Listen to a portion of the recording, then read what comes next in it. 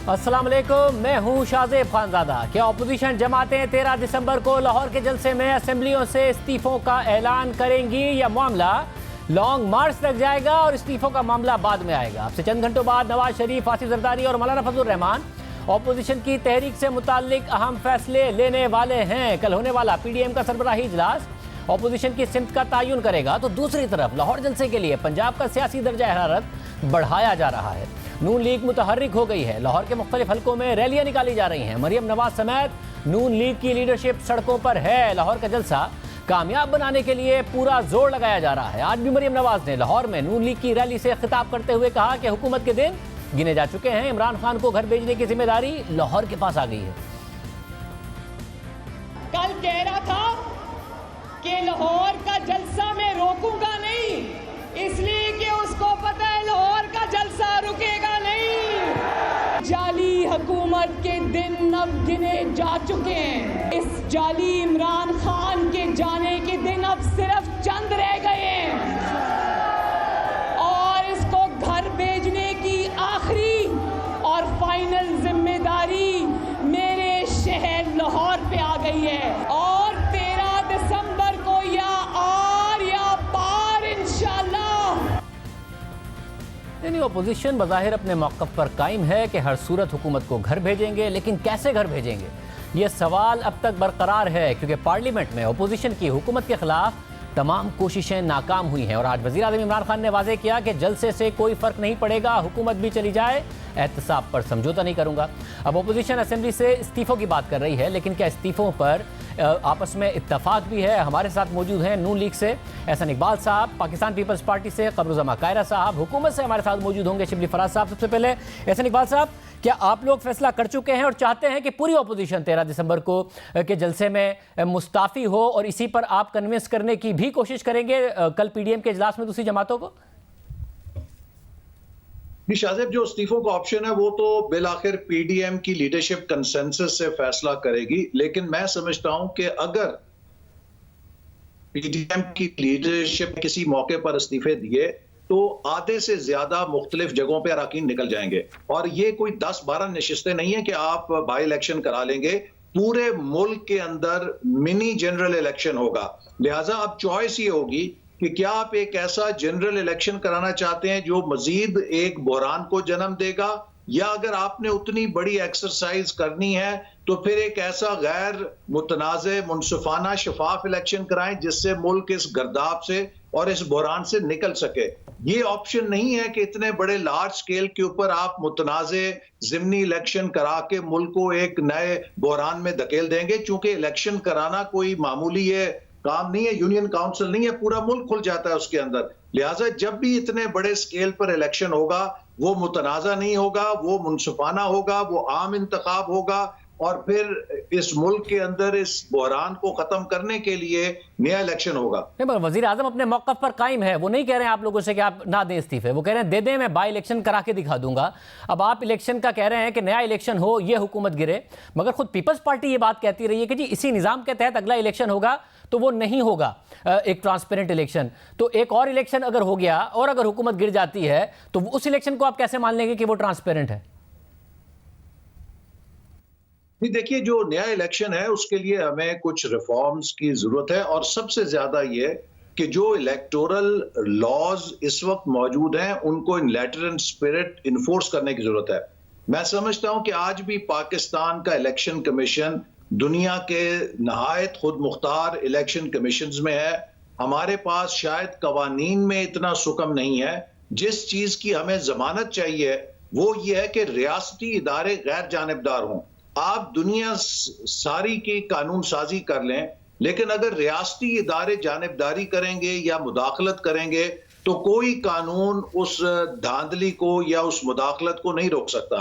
अब वक्त आ गया है कि हमारे रियासती इदारों को भी सोचना होगा कि क्या वो इस बहरान को मजीद आगे बढ़ाना चाहते हैं, क्या वो अपने किरदार के हवाले से नए तनाज़ों को जन्म देना चाहते हैं। इसलिए सब स्टेक होल्डर्स को मिलकर बैठकर एक गैर मुतनाज़ा इलेक्शन मुनक्कद कराना पाकिस्तान के मुस्तकबिल के लिए बेहद जरूरी है। और मुझे उम्मीद है कि अब ये सोच हर तरफ है, चूंकि 2018 का तजुर्बा नाकाम हो चुका है। मगर जब जब गिलगित बल्तिस्तान पर इजलास हुआ तो आर्मी चीफ ने कहा तो कि फौज खुद नहीं आती है, फौज को इलेक्शन कराने के लिए इंतजामिया की तरफ से कहा जाता है, आप इंतजामी तौर पर अपने मामलात खुद देख लें, आप हुकूमत से करा लें, रियासती इदारे नहीं आएंगे। तो वो सिस्टम बना कहाँ है? हुकूमत आपसे कह रही है जी इलेक्शन रिफॉर्म्स के लिए हमसे मुज़ाकरात कर लें, मगर हुकूमत कहती है आप लोग आते हैं कि नहीं जी हमने तो केसेस पर बात करनी है। तो आप हुकूमत से मुज़ाकरात करेंगे, उसके बाद इलेक्शन रिफॉर्म्स करेंगे, उसी के बाद तो वो इलेक्शन होंगे जिसका आप डिमांड कर रहे हैं। इस हुकूमत से अब कोई बातचीत मुमकिन नहीं है, क्योंकि ये हुकूमत अपनी तमाम एतमाद खो चुकी है। अब उसी सूरत में इलेक्शन के रिफॉर्म्स हों या किसी सूरत में बात हो सकती है जब इमरान खान मुस्ताफी हों और नए इंतखाबात का ऐलान हो, और अगर नए इंतखाबात के लिए एक मल्टी पार्टी या मल्टी स्टेक होल्डर डायलॉग होगा, उस पर किसी को एतराज नहीं होगा। नहीं, पर यह बात तो तय है कि इमरान खान इस्तीफा तो देंगे नहीं, और ये बात भी तय है कि जब आप लोग अगर बार बार ये करेंगे और मुस्ताफ़ी भी हो जाएंगे और इस्लामाबाद की तरफ जाएंगे तो तसादुम की सूरत हाल आएगी, तो मुल्क अदम इस्तेहकाम ही की तरफ जाएगा। इसका कोई फ़ायदा मुल्क के लिए अच्छा नहीं निकलेगा। ऐसा इकबाल साहब, देखिए पूरी दुनिया की तादाद मिसालें हैं कि जहां अवामी दबाव से डिक्टेटर्स भी इस्तीफा देने पर मजबूर हो गए हैं। ये तो एक सिलेक्टेड वजीर आजम है जो अपनी ताकत से इक्तदार में नहीं बैठे, इनको लाके मसनूई तरीके से बिठाया गया था। ये तो टेस्ट ट्यूब के जरिए आए हैं और मुल्क के ऊपर मुसल्लत हो गए। लिहाजा जब अवामी दबाव का रेला आएगा तो आप देखेंगे इनसे इस्तीफा लेना कोई मुश्किल नहीं होगा। बहुत शुक्रिया असद इकबाल साहब हमारे साथ मौजूद थे। कमरुज़्ज़मा कायरा साहब, नून लीग कह रही है कि पीडीएम का फैसला होगा इस्तीफों के हवाले से, मगर ख्वाहिश उनकी है कि लाहौर जलसे में इस्तीफे दिए जाएं असेंबलियों से। पीपल्स पार्टी ने क्या सोचा है? अब कल क्या पीडीएम में मौक़िफ़ इख्तियार करने जा रहे हैं? जलसे से पहले, जलसे के बाद, या फिर इस्तीफे नहीं देने चाहिए? बहुत शुक्रिया साहब। गुजारिश है कि कल के इजलास के अंदर जो पिछला हमारा इजलास जलसे थे उनका सारा इशू रिव्यू किया जाएगा। जब से हमारा एपीसी हुई जिसमें पीडीएम बनी थी, उसके बाद से लेके आज तक का जो एजेंडा था या जो हमारे अहदाफ थे उनको देखा जाएगा, और मुस्तकबिल के बारे में भी यकीनन उस पर बात होगी।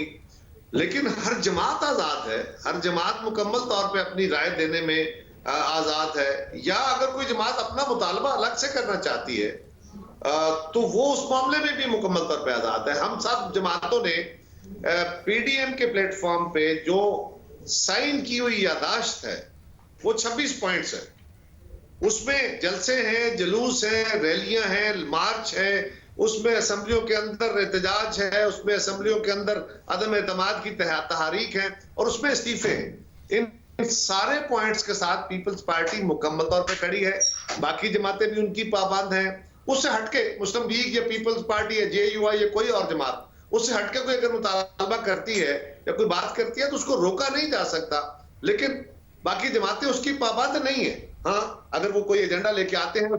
वैसे अगर आप इस्तीफे दे दें, वज़ीर आज़म ने कहा मैं बाई इलेक्शन करा लूंगा, आप इस्लामाबाद की तरफ मार्च कर लें, वो कह रहे हैं फिर भी कोई फर्क नहीं पड़ेगा, तो क्या होगा? क्या हासिल कर लेंगे आप लोग? पहली बात तो ये है जी कि दुनिया में जमहूरी तरीका क्या है, आईनी तरीका क्या है कि आप जलसा करें, आप जुलूस करें, आप रैली करें और आप लोगों को जाके मैसेज करें, लोगों को अपील करें कि हमारा ख्याल है कि ये हुकूमत इन इश्यूज पे फेल हो गई है, इनके रहने से मुल्क का नुकसान होगा। सारी दुनिया में जहां जमहूरियत है वहां यही होगा। ये तरीकाकार हमने अडॉप्ट किया है।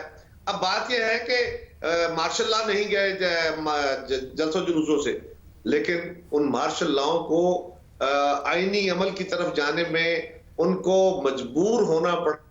दुनिया का दबाव आया, अंदरूनी दबाव आया, उन्हीं जलसों, उन्हीं जुलूसों, उन्हीं तहारीक के नतीजे में। और ये बेचारे तो हैं ही वैसे ही उधार की हुकूमत लिए बैठे। अब अर्ज यह है कि आप जरा गौर करें ना, मरकज में अगर आधी असेंबली इस्तीफा दे देती है और इनके इत्तेहादी वैसे भी इनके साथ नाराज बैठे हैं, वो तो इनके इत्तेहादी है नहीं, उनके ऊपर कितना बड़ा दबाव आएगा। आधी असेंबली के कभी बाय इलेक्शन हुए हैं, इसी तरह पंजाब असेंबली की सूरत हाल है, इसी तरह बाकी असेंबलियों में है। तो क्या कभी आधी असेंबलियों के इलेक्शन हुए हैं? वैसे भी शहजाद खानदादा साहब, हमने इस्तीफा लेने जाना है, हमने वजीर आजम से इस्तीफा लेना है। उस रास्ते के लिए, वो अपना टारगेट अचीव करने के लिए हमने 26 पॉइंट्स दिए हुए हैं। उसमें अगर वक्त आया तो इस्तीफे भी देंगे, लेकिन पहले तो हम बाकी सारे जो तरीकाकार है सब दोस्तों के साथ मिलके उन तरीकाकार को अडॉप्ट करने की कोशिश करेंगे कि हम इस्तीफे लें। अगर इस रास्ते में इस्तीफा लेना तो है, लेकिन इस रास्ते में इस्तीफे देने का वक्त आया तो उसके भी हम पाबंद हैं, और वो तो ऑलरेडी हम इस पे साइन किए हुए हैं। बहुत शुक्रिया खैरा साहब की राय भी आपने सुनी। शिबली फराज साहब हमारे साथ मौजूद होंगे। आज वजीर आजम के क्या अहकामात हैं इस सब से डील करने के लिए, उनसे बात करेंगे ब्रेक के बाद।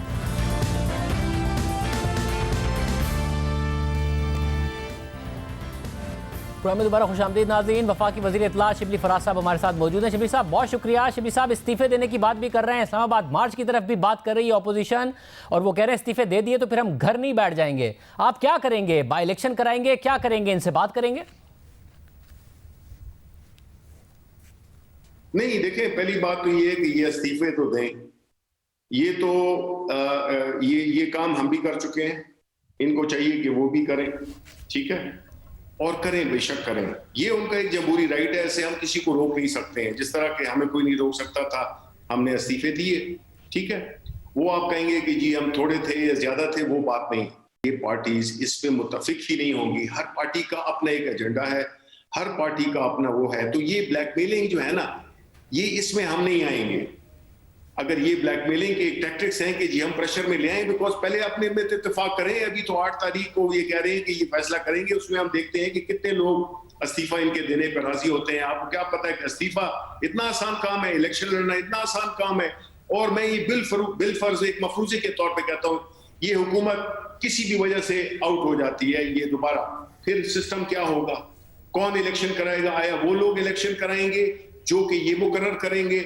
आया ये लोग डिक्टेट करेंगे कि जो रिजल्ट होगा वो हमारी मर्जी का होगा? आया वो अदालतें ये मानेगी, वो ये उन अदालतों को या उन जजों को ये मानेंगे जो कि इनके हक में फैसला दे?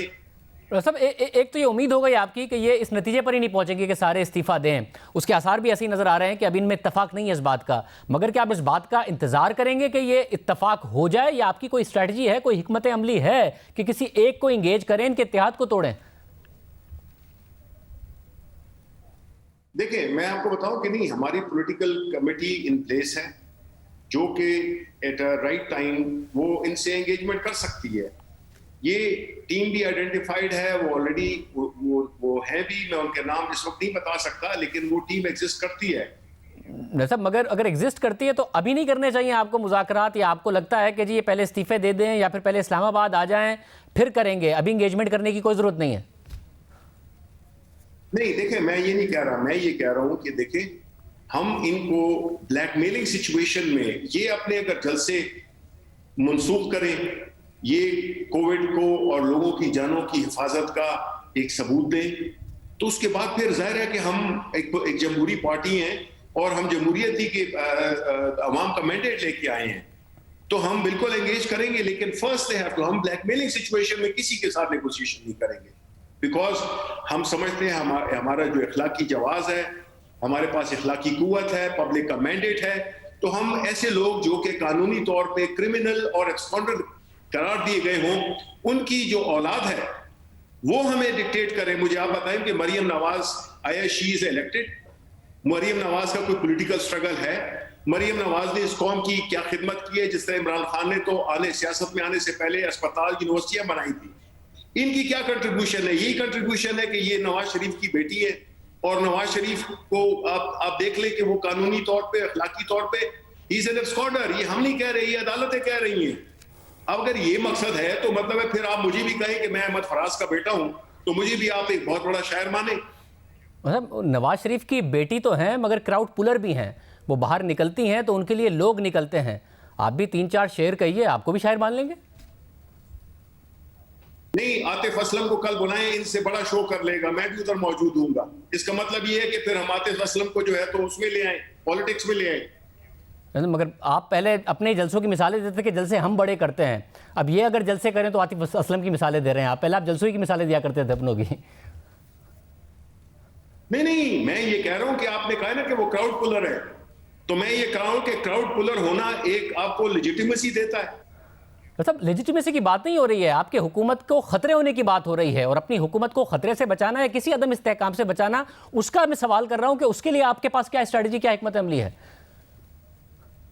देखिए, सवाल यह है कि हमने जिस तरह कहा कि हम ब्लैकमेलिंग सिचुएशन में हम कभी भी मज़ाकरात नहीं करेंगे। हम मज़ाकरात उस वक्त करेंगे जब वो एक किसी एक बुनियादी उसूलों पे वो तय हो जाए कि वो जो ये जलसे, हमारी इंटरेस्ट क्या है, तो हुकूमत पहली हमारी इंटरेस्ट क्या है? हमारी पहली इंटरेस्ट है कि अवाम की जान और माल, जो कि हमारा कॉन्स्टिट्यूशनल रिस्पॉन्सिबिलिटी है कि हम जान और माल की हिफाजत करें और कोई गैर कानूनी एक्टिविटी ना होने दें। अब अगर वो तुले हुए हैं तो कौन है सही साइड पे, कौन खड़ा हुआ है, अखलाकियात के, कानून के कौन खड़ा हुआ है? हम खड़े हुए हैं। हम क्यों ब्लैकमेल होंगे उनसे कि जी वो कहें हमें इस्तीफे दे दे और हम डर के उन्हें कहें कि आज ये नहीं ये काम नहीं करें। बहुत शुक्रिया। शिबली फराज साहब हमारे साथ मौजूद थे। हुकूमत बात करने को अभी तैयार नहीं है और पीछे भी हटने को तैयार नहीं है। प्रोग्राम में एक ब्रेक शामिल करते हैं, एक और आम इश्यूज़ पे बात करेंगे क्योंकि फिर गलत बयानी की गई है। एक ब्रेक के बाद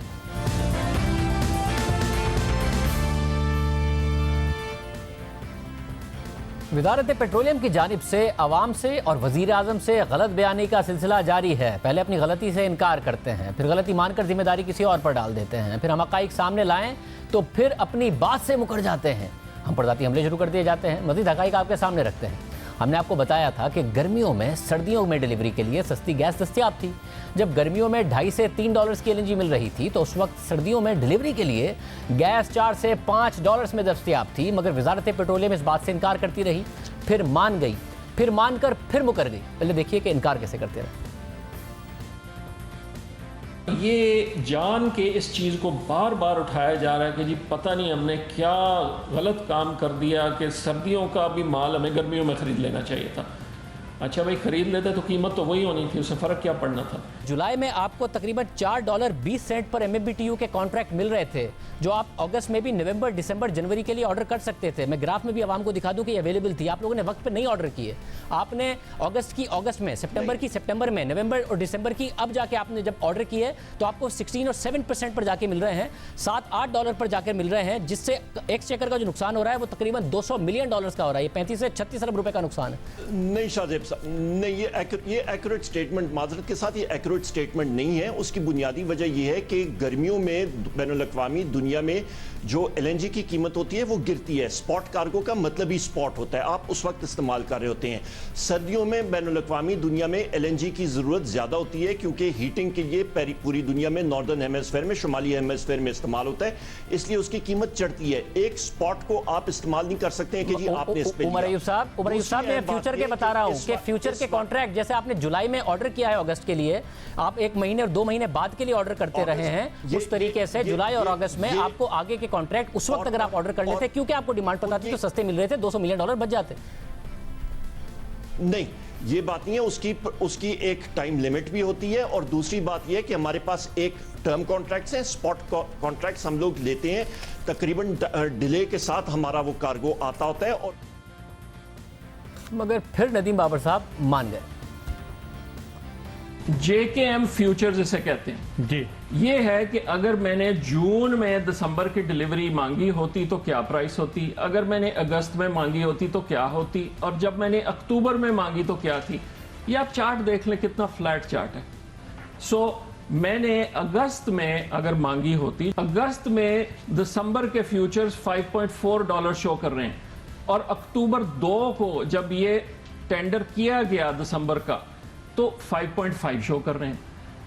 ये कहना कि जी हमने नवंबर में ऑर्डर किया दिसंबर के लिए और कोई गलत काम कर दिया, ये कहना कि हमने नवंबर में ऑर्डर किया दिसंबर के लिए कोई गलत काम कर दिया, खुद दिखा रहे हैं $5.5 दिखा रहे हैं, और फिर $7 से ऊपर पाकिस्तान ने LNG खरीदी, मगर यहाँ ये तस्लीम किया, मगर उसके बाद हफ्ते को दावा कर दिया गया वज़ारत पेट्रोलियम की तरफ से कि जिस कीमत का उन्होंने जिक्र किया है इसका ये मतलब नहीं था कि इस पर LNG खरीदी जा सकती थी, क्योंकि जिस बेंचमार्क JKM का जिक्र किया गया उसका मतलब है जापान, कोरिया, मार्कर, और ये शुमाली एशिया में LNG की खरीदो फरोख्त के लिए इस्तेमाल होता है। पाकिस्तान तो ब्रेंट ऑयल के स्लोप या परसेंटेज पर LNG खरीदता है और ब्रेंट का तो फॉरवर्ड कर्व मौजूद है, मगर ब्रेंट से मुंसलिक LNG के स्लोप का कोई लिक्विड फॉरवर्ड कर्व मौजूद नहीं है। इसलिए अगर किसी को मुस्तकबिल में डिलीवरी के लिए ब्रेंट की स्लोप पर LNG चाहिए तो इसके लिए JKM यानी जापान, कोरिया, मार्कर का फॉरवर्ड कर्व ब्रेंट से LNG का स्लोप निकालने के लिए इस्तेमाल किया जा सकता है। आखिर में कहा कि इस्तेमाल किया जा सकता है। अब यहाँ वजारत पेट्रोलियम पहले इनकार कर रही है कि गर्मियों में सर्दियों के लिए डिलीवरी के लिए बेहतर कीमत पर दस्तयाबी को तस्लीम नहीं किया गया, और JKM तो शुमाली एशिया में LNG के सौदों के लिए इस्तेमाल होता है। फिर वजारत पेट्रोलियम आखिर में मान भी रही है कि JKM को एक बेंचमार्क के तौर पर इस्तेमाल किया जा सकता है ब्रेंट ऑयल का स्लोप निकालने के लिए। एक और दिलचस्प बात यह है कि जब दिसंबर के लिए पाकिस्तान ने बिल्कुल आखिर में नवंबर के लिए बिड्स खोली तो नदीम बाबर साहब ने ब्लूमबर्ग के LNG एक्सपर्ट का हवाला दिया और देखिए क्या कहा। मैं आपको अभी व्हाट्सएप करता हूं, जब ये हमारा टेंडर खुला जो दिसंबर का है, तो ब्लूमबर्ग का जो रिपोर्टर सिंगापुर में बैठ के इसको रिपोर्ट करता है, उसकी ट्वीट है, मैं आपको अभी मैसेज कर देता हूं, आप खुद पढ़ लीजिएगा स्क्रीन पे। उसने कहा Pakistan has bought at a price better than the prevailing market price. So ये कहना कि जी हमने महंगा खरीद लिया, ये बिल्कुल सरीहन गलत है। फिर जो बात बताई ये शुमाली एशिया के LNG से कंपैरिजन के साथ बताई, मगर फिर आवाम को आधा बताया। इस ट्वीट के साथ ब्लूमबर्ग के उसी LNG एक्सपर्ट ने नीचे क्या लिखा है देखिए। वो इस बात की तस्दीक कर रहे हैं कि जनूबी एशिया में अक्सर कीमतें शुमाली एशिया से कम ही होती हैं, यानी शुमाली एशिया से कम होती हैं, ज़्यादा नहीं होती हैं। खुद नदीम बाबर साहब ने JKM का हवाला दिया, फिर खुद ब्लूमबर्ग के उन LNG एक्सपर्ट का हवाला भी हमने नहीं दिया, उन्होंने ही दिया। एक जगह पूरी बात नहीं बताई और दूसरी जगह अपनी बात से ही मुकर गए। वज़ीर आज़म नदीम बाबर साहब से पूछें कि वो कभी एक बात से इनकार करके फिर उस बात को मानकर और फिर खुद मानने के बाद अपनी बात से मुकर कर या आधी बात कर कर क्यों आवाम को और वज़ीर आज़म को गुमराह कर रहे हैं। इसी JKM के बेंचमार्क पर जून से अगस्त तक दिसंबर के लिए $4.5 से $5.5 के LNG मिल रही थी, यानी $42 से $43 के ब्रेंट ऑयल पर 10 से 12.5% का स्लोप मिल रहा था। तो क्यों देर से ऑर्डर करके नवंबर में दिसंबर के लिए 17% तक LNG ली और सिर्फ एक महीने में कम से कम 6 अरब रुपए और पूरे साल में और इन सर्दियों में 37 अरब रुपए का नुकसान करने जा रहे हैं। गर्मियों के बाद ब्रेंट ऑयल 20% बढ़ा और गर्मियों से अब तक स्लोप 60% बढ़ गया। इस वक्त 10 से 12.5% का उस वक्त स्लोप मिल रहा था, मगर दिसंबर में 17 तक के स्लोप पर जाकर LNG खरीदी गई है। दूसरी वजह नदीम बाबर साहब ये बताते हैं कि जब तक डिमांड का नहीं पता होगा तो हम LNG कैसे खरीदें, अगर खरीद लें तो फिर क्या हवा में छोड़ें। मगर सर्दियों की डिमांड का उन्हें अच्छे से पता था। देखिए उन्होंने अक्टूबर में कहा कि पूरी टर्मिनल कैपेसिटी इस्तेमाल करके भी LNG मंगवा लें तो भी गैस की कमी रहेगी। नवंबर के महीने में हम एक एडिशनल कार्गो लाके नवंबर में भी फुल चलाएंगे और दिसंबर और जनवरी तो वैसे ही फुल चलना था। सो ये कहना दुरुस्त नहीं है कि हमने अरेंजमेंट नहीं की हुई। आप ये समझ लें कि आज से लेके फरवरी तक ये टर्मिनल्स फुल कैपेसिटी पे चल रहे होंगे और जो शॉर्टफॉल है इन फुल कैपेसिटी सप्लाईज के बाद जो शॉर्टफॉल बच रही है हम उसकी बात कर रहे हैं। फिर हमारे प्रोग्राम में भी उन्होंने तस्लीम किया कि सर्दियों में तो डिमांड 3 गुना हो जाती है। दिसंबर और जनवरी में डोमेस्टिक डिमांड गैस की जो है वो 3 गुना हो जाती है। जब वो 3 गुना हो जाती है तो जितनी भी हम LNG मंगवा रहे होते हैं वो बेसिकली उसको सप्लीमेंट कर रही होती है।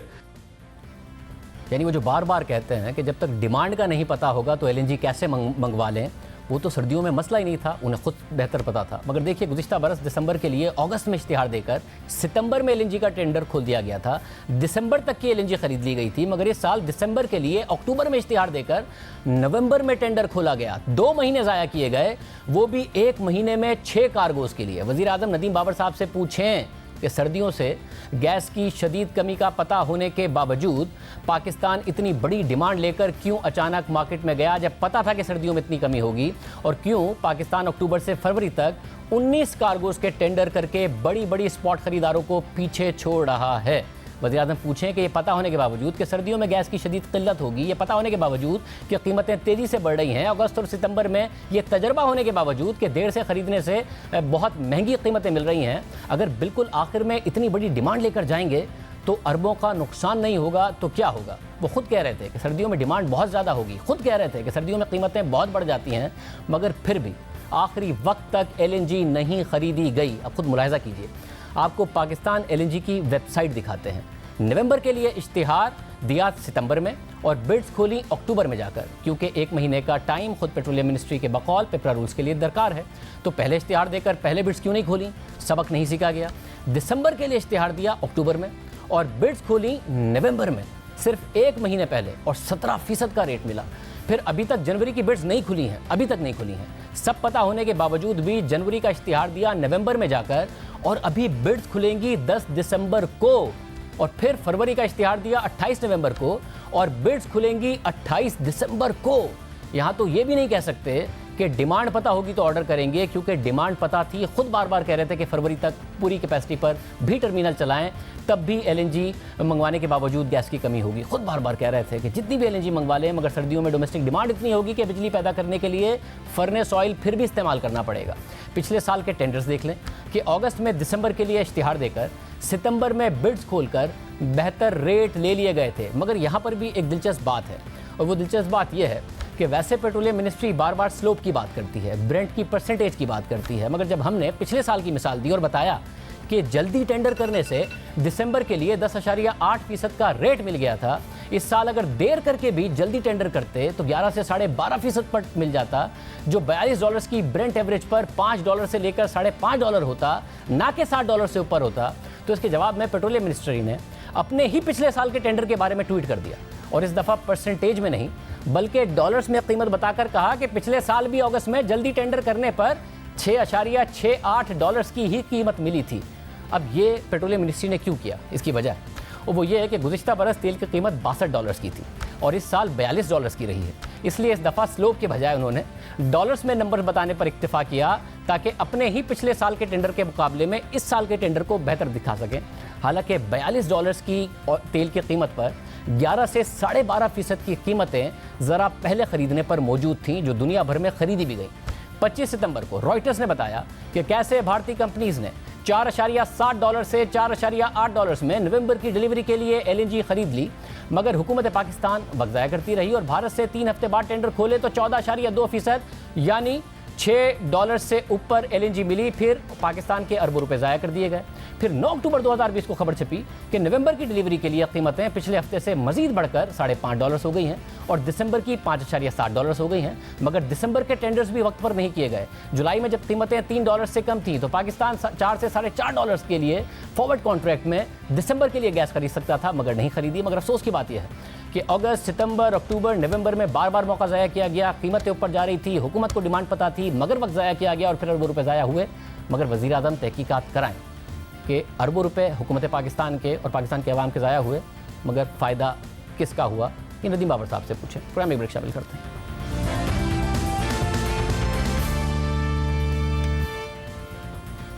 पेशावर के खैबर टीचिंग अस्पताल में 5 और 6 दिसंबर की दरमियानी शब एक इंतहाई अफसोसनाक वाक़या पेश आया है, जिसमें ऑक्सीजन की अदम फराहमी से 6 मरीजों की जान चली गई है।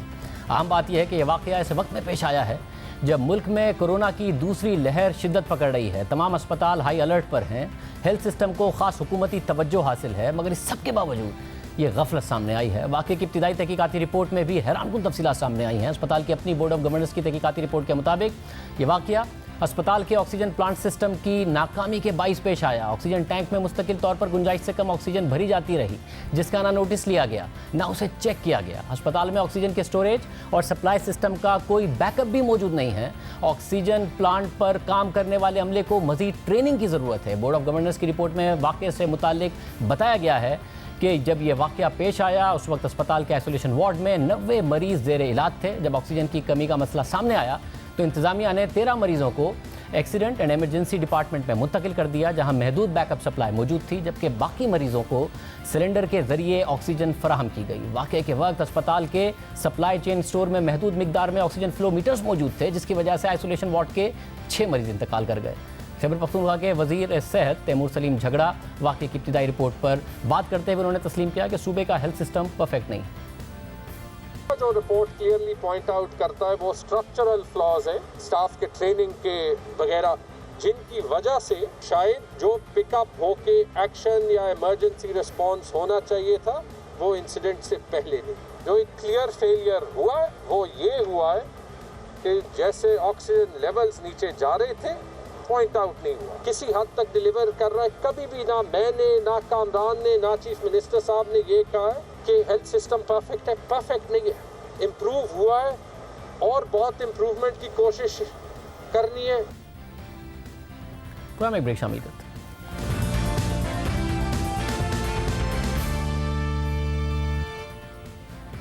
तहरीक इंसाफ जब से हुकूमत में आई है तब से उसका सहाफ़ियों के साथ क्या रवैया रहा है, इस हवाले से आज रोजनामा डॉन में इदारिया शाया हुआ है, जिसके मुताबिक जब हुकूमत खुद सहाफ़ियों को बदनाम करने के लिए मुहिम का हिस्सा बन जाती है तो एक अहम लाइन क्रॉस हो जाती है, जिसका मतलब है कि रियासत सहाफ़ियों को तहफ़्फ़ुज़ और उनके हक़ आज़ादी राय को तहफ़्फ़ुज़ फराहम करने की अपनी जिम्मेदारी पर यकीन नहीं रखती। इदारे के मुताबिक तहरीक इंसाफ लाहौर के ऑफिशियल अकाउंट से 2 नाखुशगवार ट्वीट्स पोस्ट की गई। पहले उन मीडिया से वाबस्ता लोगों की लिस्ट थी जिनके बारे में तहरीक इंसाफ के ऑफिशियल अकाउंट ने लिखा था कि वो करप्ट लोगों का बयानिया बना रहे हैं, और दूसरी उन लोगों की लिस्ट थी जो तहरीक इंसाफ की नज़र में इस वक्त के बहादुर और निडर सहाफ़ी हैं जो सच और इंसाफ की जंग लड़ रहे हैं। इदारे के मुताबिक इन ट्वीट्स पर रद्द-ए-अमल के बाद तहरीक इंसाफ की सोशल मीडिया टीम के एक रुकन ने माफ़ी मांगी और कहा कि ऐसा तहरीक इंसाफ के इलाकाई अकाउंट की तरफ से किया गया। इदारे के मुताबिक जिन सहाफ़ियों को बुरा भला कहा गया वो सख्त सवालात पूछने से पीछे नहीं हटते और वही करते हैं जिसका तकाजा उनसे उनका पेशा करता है, यानी हुकूमती मामलात पर नज़र रखना और सवालात करना। और इस माहौल में ऐसा सहाफ़ी होना जिसको हुकूमत की मंजूरी हासिल हो वो बेशक एक मशकूक एजाज़ है। इदारे के मुताबिक तहरीक इंसाफ की हुकूमत ने अपनी कारकर्दगी से मुताल्लिक सवालात पर शुरू से ही शूट द मैसेंजर वाला तरीका इख्तियार किया हुआ है। कोई भी मनफी मगर दुरुस्त कवरेज का फौरी तौर पर मजाक उड़ाया जाता है, तज़हीक की जाती है या हुकूमती अराकीन की तरफ से साख को नुकसान पहुंचाया जाता है। इदारे के मुताबिक असल मसले को हल करने के बजाय न्यूज़ रिपोर्ट को फीडबैक के तौर पर लेने और इन मामलात को हल करने के बजाय सहाफ़ियों को कटहरे में खड़ा कर दिया जाता है और नफरत पर मबनी मुहिम शुरू करने के लिए ट्रोल्स की एक पूरी फौज सोशल मीडिया पर उभर आती है। सहाफ़ियों को रियासत मुखालिफ, हुकूमत मुखालिफ, हता के तहरीक इंसाफ मुखालिफ करार दिया जाता है। खातून सहाफ़ियों को बिलखुसूस जिनसी तौर पर धमकियां दी जाती हैं जिसका मकसद उन्हें डरा कर खामोश कराना है। इदारे के मुताबिक गुज़िश्ता साल तहरीक इंसाफ के ऑफिशियल अकाउंट से मीडिया से वाबस्ता उन लोगों के खिलाफ ट्वीट्स किए गए जो हुकूमत पर तनकीदी निगाह रखते थे। मीडिया से वाबस्ता उन लोगों की मजम्मत उन्हें एंटी स्टेट करार देकर की गई और यह कहकर जख्मों पर नमक छिड़का गया कि यह डिजिटल मुहिम मीडिया को एजुकेट करने के लिए थी, उनकी तज़हीक करने के लिए नहीं। इदारे के मुताबिक मसला यही है कि तहरीक इंसाफ ने खुद इस खतरनाक माहौल की टोन सेट की है जहां सहाफ़ी अपने तहफ़्फ़ुज़ को दाव पर लगाए बगैर काम ही नहीं कर सकते। इजाज़त दीजिए, अल्लाह हाफ़िज़।